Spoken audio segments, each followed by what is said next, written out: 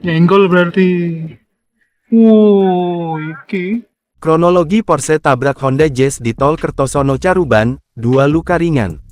Mobil sports Porsche 911 Carrera S kuning nopol S79 menyeruduk Honda Jazz putih nopol AD 1307i dari belakang.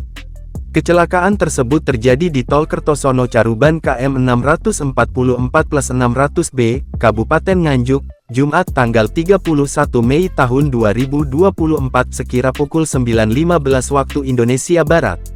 Akibat kecelakaan itu, pengemudi dan seorang penumpang Honda Jazz menderita luka ringan. Sementara, kondisi Porsche ringsek di bagian depan kiri. Sedangkan Honda Jazz rusak parah pada bodi belakang. Kecelakaan ini bermula saat Porsche yang dikendarai T52, warga kota Surabaya melintas di Jalan Tol Kertosono Caruban dari arah timur ke barat, atau Surabaya menuju Madiun. Setibanya di KM 644+600B, pengemudi Porsche berniat untuk mendahului kendaraan di depannya.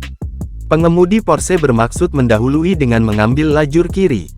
Sebab, di lajur kanan ada sejumlah kendaraan. Namun saat mendahului, ternyata di lajur kiri melaju kendaraan Honda Jazz. Kecelakaan pun terjadi. Porsche menabrak bagian belakang Honda Jazz. Laju Honda Jazz kemudian berhenti di bahu jalan. Penyebab kecelakaan belum diketahui pasti. Tetapi, dugaan sementara, kecelakaan ini dipicu lantaran T melaju dengan kecepatan tinggi saat mencoba menyalip. Sehingga T tak dapat menghindar tatkala mengetahui adanya Honda Jazz di lajur kiri. Kasat Lantas Polres Nganjuk, AKP Ahmad Rochan mengatakan kecelakaan Porsche dan Honda Jazz ini tak menimbulkan korban jiwa. Pengemudi dan seorang penumpang Honda Jazz hanya mengalami luka ringan di tangan dan kaki.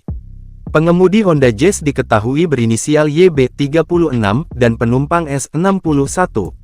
Keduanya merupakan warga Kabupaten Sragen. Untuk pengemudi Porsche T52, warga kota Surabaya selamat tanpa luka.